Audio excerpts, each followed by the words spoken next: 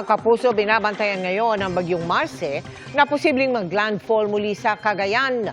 Alamin natin ang update sa lagay ng panahon kasama si Amor La Rosa ng GMA Integrated News Weather Center. Amor? Salamat, Miss Mel. Tama po yan mga kapuso. Posibleng masundan pa ang naunang landfall ng bagyong Marce. 3:40 ng hapon kanina na mag-landfall po yan dito sa may Santa Ana, Cagayan. Nakataas ngayon ang signal number 4 sa northern portion ng Cagayan, kasama po ang Babuyan Islands, ganoon din sa northern portion ng Apayao at pati na rin sa northern portion ng Ilocos Norte. Dito po pinakadelikado at pinakamataas ang panganib ng pinsala dahil dito po pinakaramdam yung mga matitinding hangin na daladala ng bagyong Marce. Signal number 3 naman, dyan po yan sa Batanes, natitirang bahagi po ng Cagayan, natitirang bahagi ng Apayao at ng Ilocos Norte, ganoon din sa northern portion ng Abra at pati na rin sa northern portion ng Ilocos Sur. Isinailalim naman sa signal number 2 ang northern at central portions ng Isabela, natitirang bahagi ng Abra, Kalinga, Mountain Province, northern portion ng Ifugao, northern portion ng Benguet, natitirang bahagi ng Ilocos Sur at pati na rin ang northern portion ng La Union.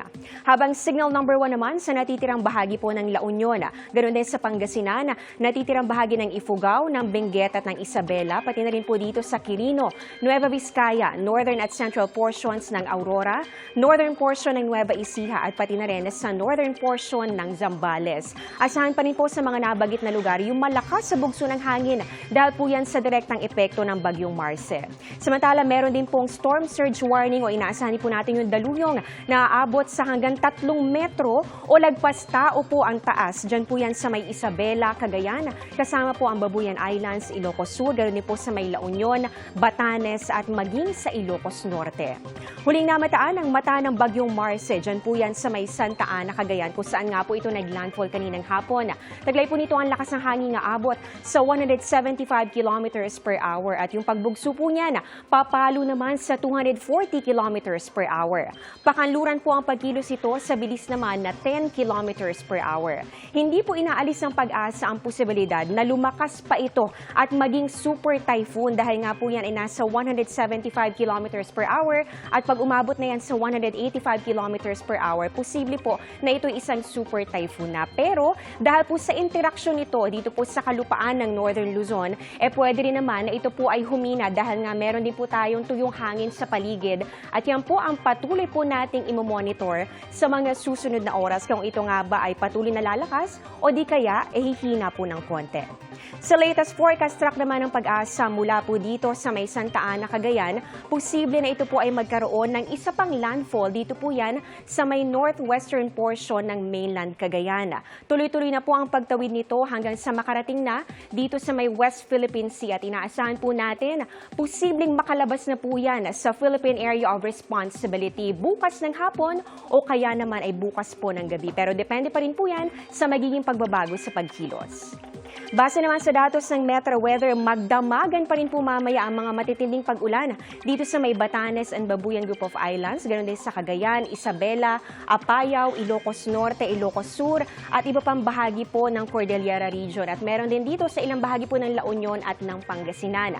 Babad na babad pa rin po sa intense to torrential rains, gaya po na nakikita ninyo dito sa ating mapa. Yan po yung kulay red and kulay pink.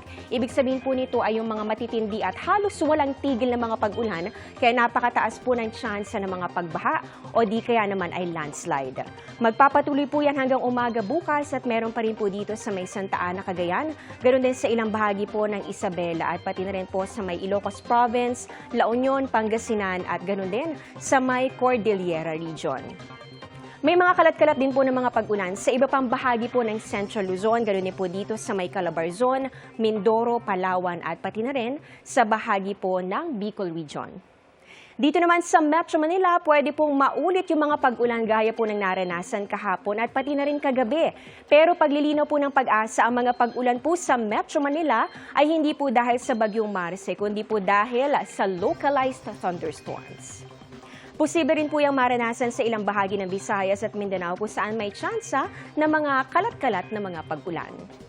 At eto po mga kapuso, hindi pa man nakakalabas ang bagyong Marce. Dito po sa farm may bagong kumpol ng mga ulap na naman na minomonitor po ang Pag-asa. Dito po yan sa labas ng ating Philippine Area of Responsibility. Sa inilabas na datos po ng Pag-asa ngayong araw, mataas ang tsansa nito na pumasok din dito sa Philippine Area of Responsibility. At patuloy po natin yung antabayanan yung updates sa posibleng sumunod na bagyo. At yan ang latest sa lagay ng ating panahon. Ako po si Amor La Rosa. Ito ang GMA Integrated News Weather Center. Maasahan anuman ang panahon.